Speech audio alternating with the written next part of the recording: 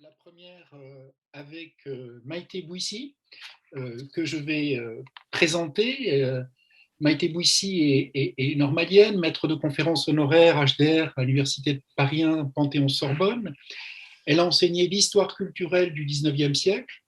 Ses travaux sur la construction de l'espace politique au XIXe siècle, partie de la rhétorique parlementaire lors de la loi Goblet de 1886 et de l'anamnèse de Bertrand Barrère, le rapporteur du comité de salut public, ont donné lieu à un ouvrage 30 ans après Bertrand Barrère ou la rhétorique du ténard, paru en 1992, qui l'ont conduit à creuser le cas Barrère en une trentaine d'articles qui scrutent ce qui se dit et ne doit pas se dire en politique. Avec Anna Maria Rao, elle a publié Vincenzo Cuoco, elle a republié plus exactement l'histoire de la révolution de Naples, Ristampa nastitica della traduzione di Bertrand Barrère, 1807, Naples 2001. Et parallèlement, elle a poursuivi ce qui éclaire l'émotion en politique au fil d'écrits tels que Guerre des rues et des maisons du maréchal Bugeaud, 1998, en cours de réédition chez Chryséis, qui édite également son ouvrage intitulé Le massacre de la rue Transnonain.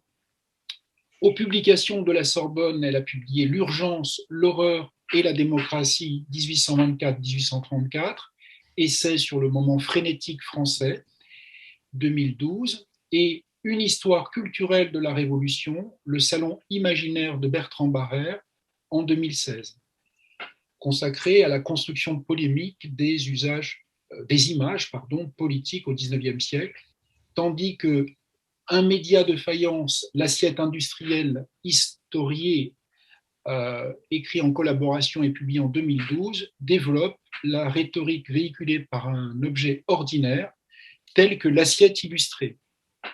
Voilà. Alors, Maïté Bouissi va nous présenter une communication intitulée simplement, si je puis dire, Barrère à la tribune, point d'exclamation. Bon, alors d'abord, je remercie les organisateurs de m'avoir invité sur ce thème qui a articulé toute ma vie universitaire, puisque mon premier article, indépendamment de ma thèse, non publié par ailleurs, sinon à Lille, j'ai fait mon premier article il y a fort longtemps sur la rhétorique de Barrère, et je suis obligée de reprendre beaucoup de choses, mais en 93 et dans la revue Lingue que je tiens à présenter, revue de socio-linguistique très honorable de Montpellier, mais rangée dans le quartier subalterne des études de langue minoritaire, il va sans dire que ça n'a pas frappé beaucoup les esprits, mais ça a été pour moi le premier exercice de synthèse, enfin, sur la rhétorique de Barrère, Vilgascon, et surtout toutes les attaques subséquentes de la rhétorique révolutionnaire, mais qui sont des attaques de la rhétorique, le tout organisé à partir des invectives de Macaulay qui ont éclaté dès la publication des mémoires de Barrère en 1842. Et c'est tout à fait intéressant de reprendre les anathèmes pour comprendre comment a fonctionné le regard porté sur cette rhétorique en situation, parce qu'il va sans dire que Barrère a eu une visibilité rhétoricienne pendant la Révolution, particulièrement l'an 2 et particulièrement la Terreur, puisque c'est lui qui n'a pas cessé de parler en livrant ce qu'il appelait lui-même ses carmagnols. Il n'a pas cessé de parler pendant la période la plus difficile qui mené directement au 9 Thermidor, disons. Donc là, il a fait une quinzaine d'interventions qu'il appelait lui-même ses carmagnols, des récits enflammés de victoires vraies ou controuvées, particulièrement celle du Vengeur, mais qui était le spectacle de la Tribune pendant que on ne savait pas exactement quelle était la politique à mener, en particulier l'histoire du Vengeur, qui n'a été révélée que si, et qui est un échec, qui n'a été une défaite, puisque c'est les Anglais qui ont gagné dans cette courte bataille. Cette bataille a été héroïsée sans fin, mais c'est un mensonge d'État concerté, puisque c'est le comité de salut public qui a, dans son ensemble, décidé de ne parler de ça que quand on savait que parallèlement il y avait des victoires militaires sur le terrain en Belgique, enfin sur terre. Et cette affaire est tellement un mensonge collectif et un mensonge d'État qu'il figure encore, il est avalisé par la République opportuniste de 1880, puisque l'épisode figure dans les moments fondateurs de la République sur les hauts reliefs qui sont sur le piédestal de la statue de la République en bas, enfin ce que seuls les professeurs d'histoire lisent aujourd'hui en faisant pieusement le tour, mais le grand public ne comprend plus du tout ces allusions qui pourtant en 1880 construisaient la légitimité de la République. Bon, tout cela pour dire que, en partant de ce point extrême, des invectives que cela a engendré, on a un gros chantier devant soi avec une triple possibilité, soit on essaie de voir la construction par Barrère de ce type d'éloquence, comment en est-il arrivé là? Ça me semble être la très mauvaise solution. Il me semble, après avoir fréquenté tout de même les écrits de Barrère pendant une trentaine d'années, qu'il faut partir du point d'aboutissement pour comprendre la légitimité qu'il y a derrière cette parole et voir ensuite comment des étapes successives ont permis de réaliser la prestation, la performance en situation. Et d'autre part, il y a à Tarbes, mais je n'ai pas pu y revenir dans le cadre présent, comme vous savez, Covid, etc., pas d'hôtel, etc. Il y a à Tarbes 840 feuillets d'un corpus qui s'appelle F83 dans le fonds Barrère de Tarbes, qui s'appelle la Tribune nationale ou de l'éloquence politique.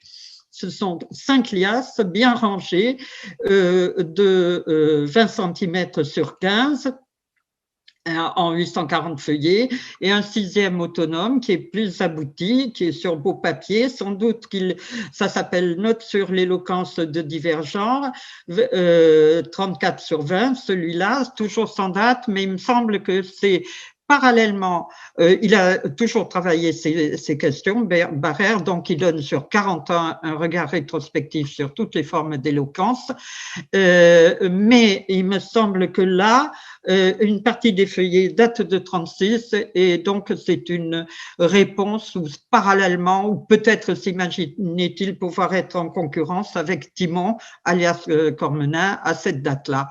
Donc c'est extrêmement intéressant de voir que Barrère persiste et signe au sens de 1. L'éloquence politique, les formes d'éloquence, l'éloquence orale, l'éloquence écrite, cela l'intéresse.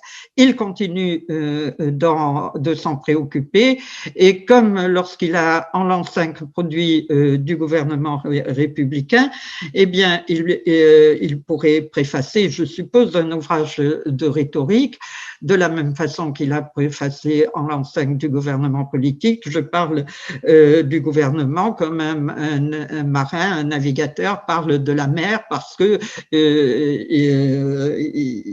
il a été à l'œuvre et ça l'intéresse.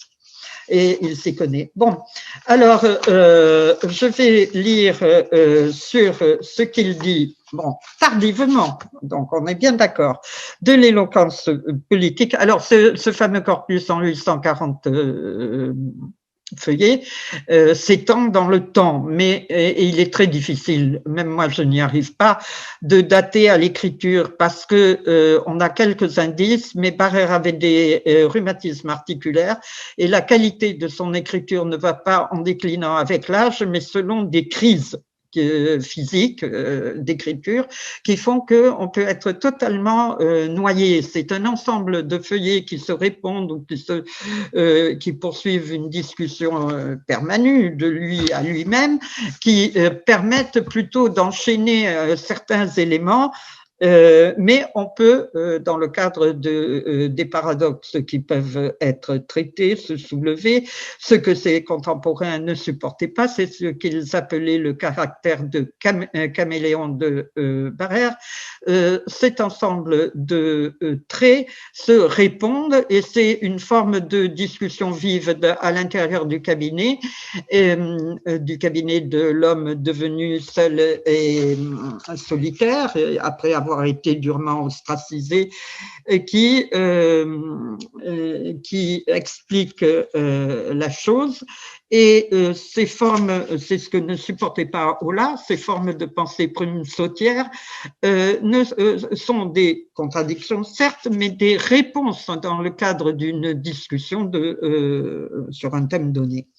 Alors là, c'est un feuillet à peu près construit sur l'éloquence politique. Mais il a écrit des choses similaires qu'on trouve dans ses carnets, lors de sa première clandestinité à Bordeaux, c'est-à-dire en 4 et 5, c'est-à-dire que les mêmes thèmes reviennent. Mais les carnets de la clandestinité bordelaise sont rigoureusement datés et de toute façon l'écriture est jeune à ce moment-là et on ne peut pas confondre des écritures de 95 avec des écritures de 35. Là, on est dans les années 30. Caractère de l'éloquence politique, elle est entièrement du genre délibératif, souligné. Elle doit être claire, concise, sincère, nationale et allant droit au but pour concourir à la formation de la loi, souligné, formation de la loi.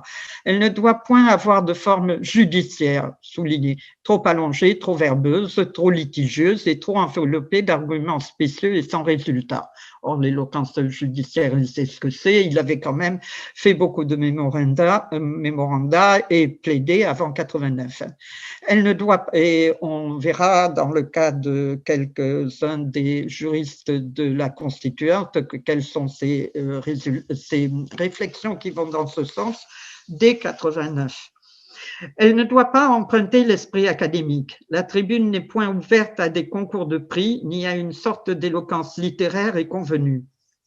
Elle ne doit pas avoir la raideur scolastique.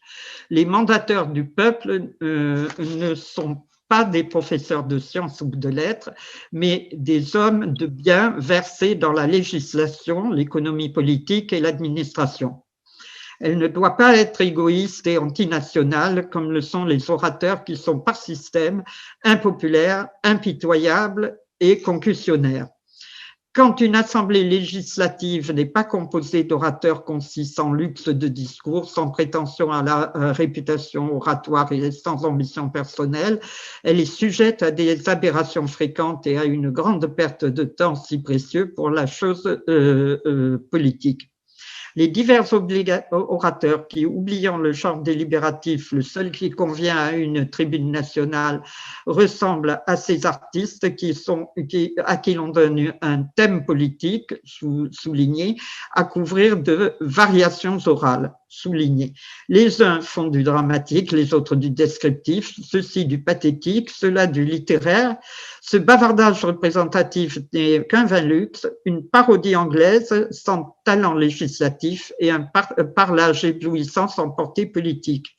Quelques-uns des subtilités, quelques autres du pédantisme. Voilà, ce n'est pas ainsi que procédait Démosthène. Alors là, on voit que sa culture grecque n'est pas immédiate. Il laisse un blanc pour Agora, ou Cicéron au Forum, là, il n'y a pas de blanc, et Mirabeau à la tribune, mais les parleurs législatifs du 19e siècle trouvent ces grands exemples surannés et inapplicables à l'époque actuelle.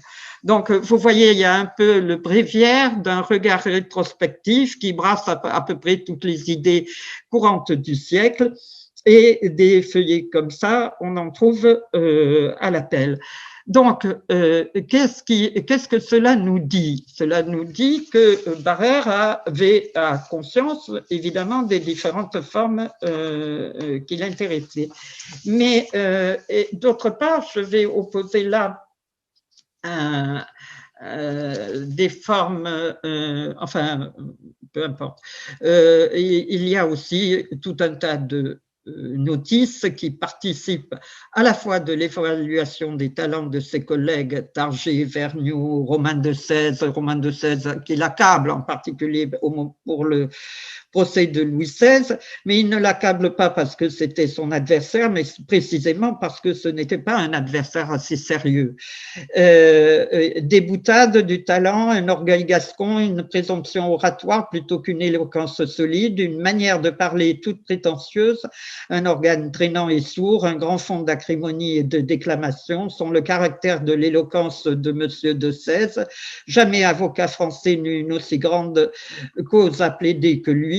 C'était la défense de Louis XVI accusé au nom du peuple en surimposition convention et des victimes du 10 août. Devant la Convention nationale convoquée pour le juger, il fit le discours le plus faible, la défense la plus incomplète et la moins éloquente qui ait jamais été prononcée dans des causes criminelles. Ce fait seul a prouvé que c'était son genre et la force de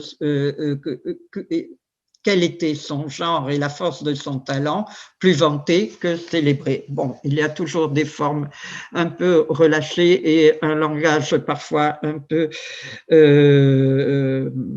aléatoire, plus vanté que célébré, mais on voit très bien quelle est la différence qu'il pose entre la vanité et le respect porté à quelque chose. Bon, bref, l'argumentaire reste fondamental, mais en même temps, c'est fondamentalement la prestation qu'il remarque chez les uns et les autres. Et il sait donc de quoi il parle, puisque Barrère à la tribune était devenu la fameuse formule des tribunes qui ne supportaient pas qu'on parle de je ne sais quelle question sérieuse. Quand on pensait que Barrère allait sortir de la salle du comité de salut public en tant que rapporteur, soit sur la question que l'on traite, et donc les tribunes entendaient couper la parole aux personnes qui en discutaient plus posément et voire dans des positions oppositionnelles. Et c'était le cri de ralliement, et encore le 9 Thermidor, ça a été une façon de faire taire Saint-Just et de faire taire plusieurs personnes. Barrère à la tribune a été vociféré, diraient les adversaires de la position triomphante, mais ça a été presque le slogan d'une époque et ou du moins une forme très convenue pour couper la parole à qui n'était pas rapporteur du comité de salut public. Mais la position de Barrère à ce moment-là est une position d'autorité.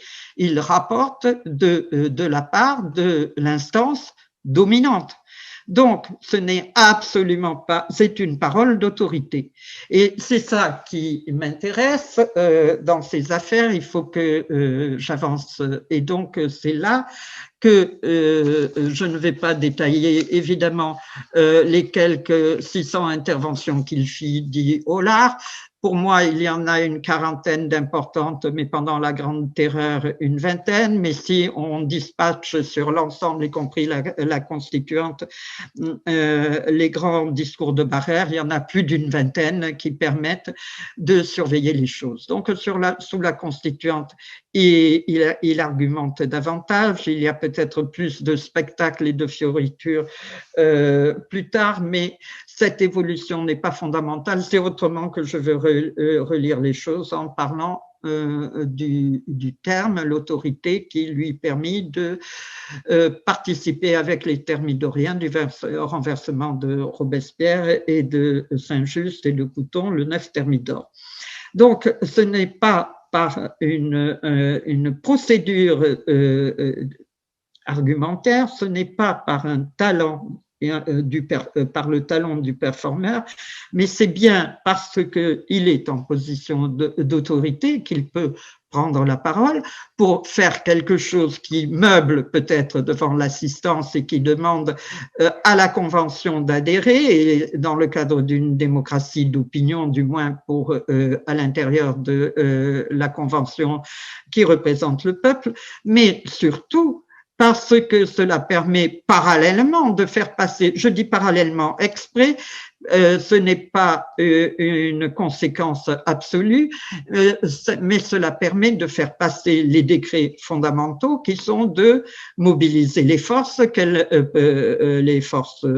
militaires, faire que personne n'obéisse plus à la Commune et à Henriot, fermer les portes de Paris et mobiliser les forces militaires au profit de la Convention. Et ça a toujours été la position de Barrère. On lui donne la parole pour faire passer les mesures, y compris les mesures de réorganisation militaire, lui qui n'avait évidemment rien à voir avec l'armée et qui savait à peine monter à cheval, mais ça a été le cas que l'on peut construire rétrospectivement après le 5 septembre, avec réorganisation partielle de l'armée, après la chute de la Gironde et pendant l'affaire du 1er juin où il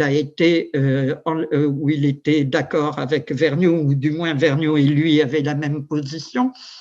Et même si le résultat en fut la chute de la Gironde, et après aussi la chute le 21 janvier, il y a donc toujours une intervention de Barrère quand il s'agit de faire passer les mesures fondamentales, les décrets fondamentaux de réorganisation des armées. Ce qui n'a rien à voir, c'est une position de pouvoir, ça n'a absolument rien à voir avec une éloquence. L'éloquence sert à faire adhérer la Convention à un ensemble de mesures qui représentent une majorité. Mais lui-même, c'est très bien ça. Il dit que bon, sa chose c'est important. Je peux vous lire aussi là. Il dit quand il en réfère à ses actions à chaud, il prend comme exemple rétrospectivement Démosthène et Isocrate. Aussi, la fonction la plus importante que puisse remplir un orateur, c'est d'occuper avec gloire et désintéressement la tribune politique, c'est d'être l'organe de la patrie, le défenseur des droits du peuple, le protecteur des opprimés, le conservateur des libertés nationales et des droits individuels, enfin l'arbitre éloquent de la paix et de la guerre, qui ne cherche point ailleurs de la gloire et de la renommée et un plus noble emploi de ses talents et de son patriotisme. Bon, ça serait la ligne de force qui peut se lire rétrospectivement, mais si on voulait vraiment voir le mode de formation d'un orateur comme selon le modèle de Norbert Elias pour Mozart, le mode de formation d'un génie, mais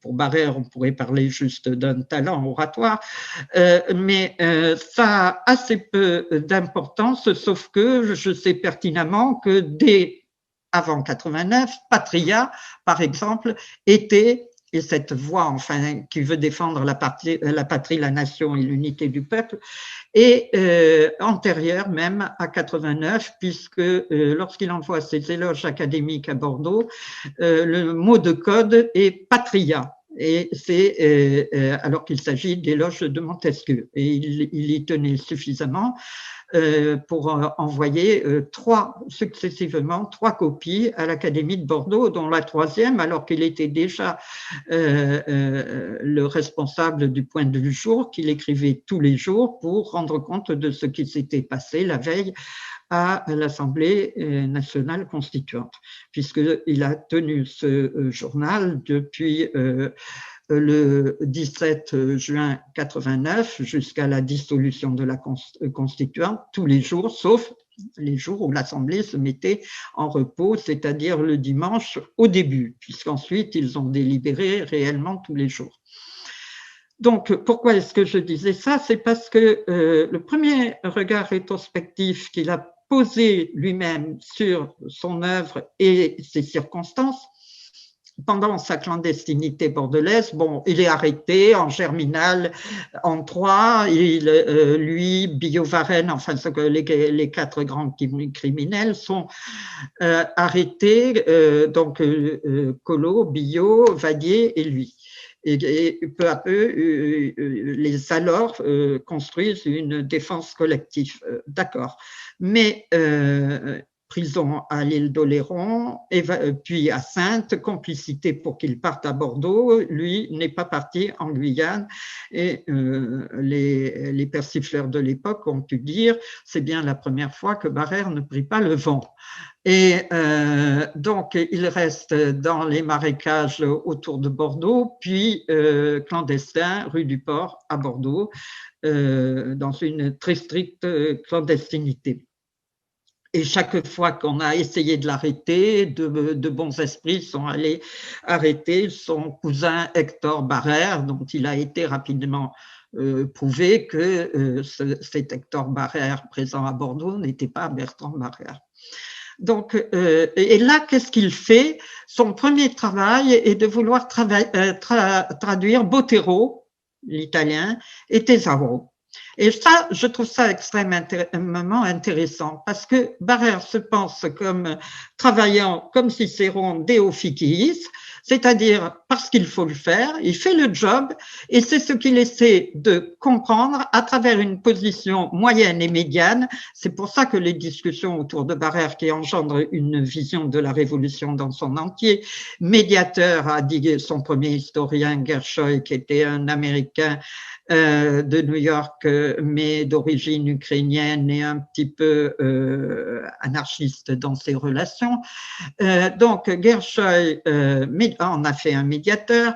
Je ne parle pas des insultes à la Macaulay, Taine, etc., qui disent par ailleurs des choses intéressantes sur sa fonction, mais de porte-parole.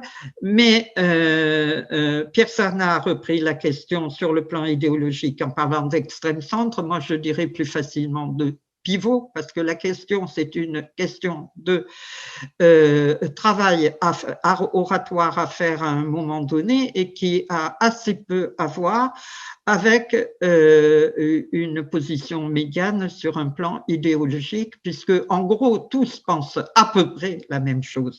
Et donc, ce sont des mesures pragmatiques qui permettent seulement et des différences stylistiques et des différences d'alliance qui permettent de comprendre les très sévères contradictions qu'il y avait et qui, ne pouvant se régler dans un cadre parlementaire apaisé, faisait que chaque minorité était condamnée à la guillotine, du moins au moment de la révolution ascendante, comme disait Barère, c'est-à-dire au moment où l'on défendait le plus ardemment un territoire politique qui était aussi un territoire national. Bon.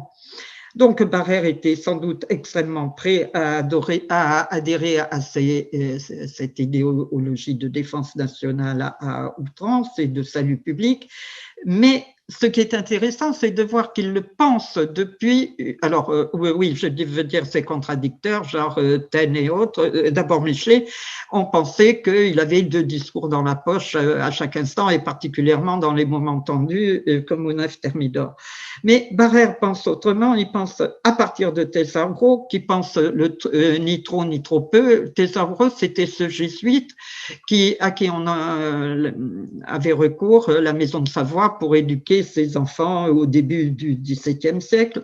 Et Botero est le grand théoricien de la réforme catholique qui essaie de penser l'articulation des élites et du peuple et de penser ce qui fait la puissance d'un État, et son grand texte de la raison d'État n'avait pas été traduit. Attendez, je dis une bêtise, il y a quelque chose qui a été traduit par Dupuy en 1599. Oui, ça c'était le Botero. Et Tesaro, sa philosophie morale existait en en espagnol. Elle a été traduite en espagnol indépendamment de l'italien, bien sûr, jusqu'au milieu du 19e siècle au Chili. Et ce sont des principes qui permettaient d'éduquer l'élite, enfin que les 10 jésuites se proposaient d'éduquer. Et Botero, c'est une réflexion complète sur ce que doit être un État et la puissance d'un État. Et cet ensemble de textes qui fondent l'État moderne dans une pensée catholique réformée, contre-réformée, comme on disait il y a peu encore, est intéressante parce que c'est celle qui accompagne Barrère, c'est celle qui parallèlement le fait penser, lui qui passe pour le plus extrémiste et le plus farfelu des harangueurs sans foi ni loi, c'est ça qui permet de penser un État moderne et contemporain dans une articulation avec ce qui m'a toujours paru évident, des gens comme Michel de l'Hôpital et le tiers parti au moment des guerres de religion. C'est d'ailleurs pour ça que sans arrêt sont alléguées à l'époque les guerres de religion. Parce que, bon, c'est très mal de s'entretuer, c'est très vilain que le roi Charles IX tire du Louvre, même sur la foule, même si ce n'est pas vrai, ça n'a pas d'importance, mais c'est une image qui traverse les siècles. Parce qu'en réalité, tous ces gens défendent une position qui est celle d'un appareil d'État et celle d'un tiers parti. Et Barrère lui-même a été une sorte dès le gouvernement républicain de l'an 5, enfin, il préconise quoi? La création d'une ENA, sans le terme évidemment, mais d'une instance qui, comme l'école de Mars est destinée à former des militaires, formerait des gens propres à l'administration d'un grand pays. Voilà, voilà les points essentiels que je voulais souligner, qui sont porteurs de paradoxes, cela va sans dire.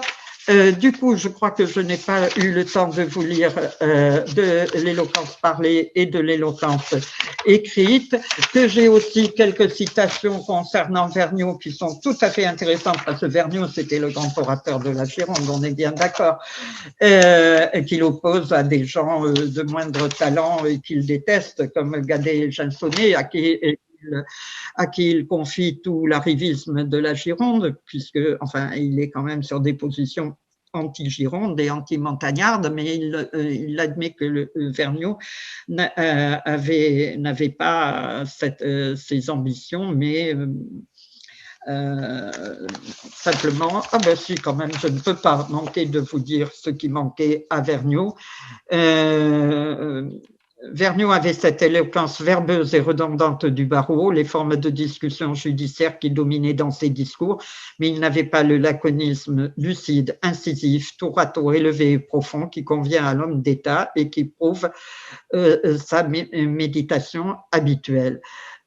Donc, un vrai talent, mais son improvisation n'était jamais véhémente ni entraînante. Il plaisait à l'oreille sans émouvoir le cœur.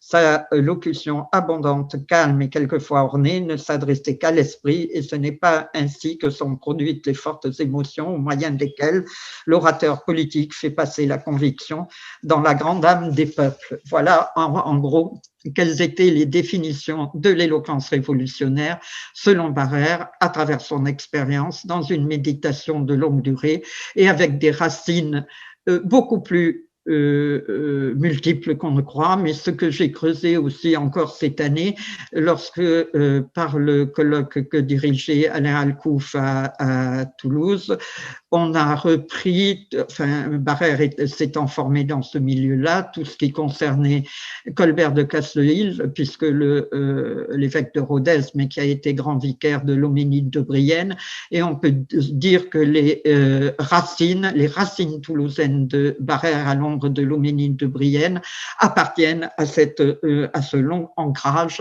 qui vient d'un XVIe et XVIIe siècle réformé qu'on sous-estime, me semble-t-il, ce qui ne veut pas dire que cela ôte quoi que ce soit aux lignes révolutionnaires qui ont été tour à tour adoptées à chaque tournant. Voilà.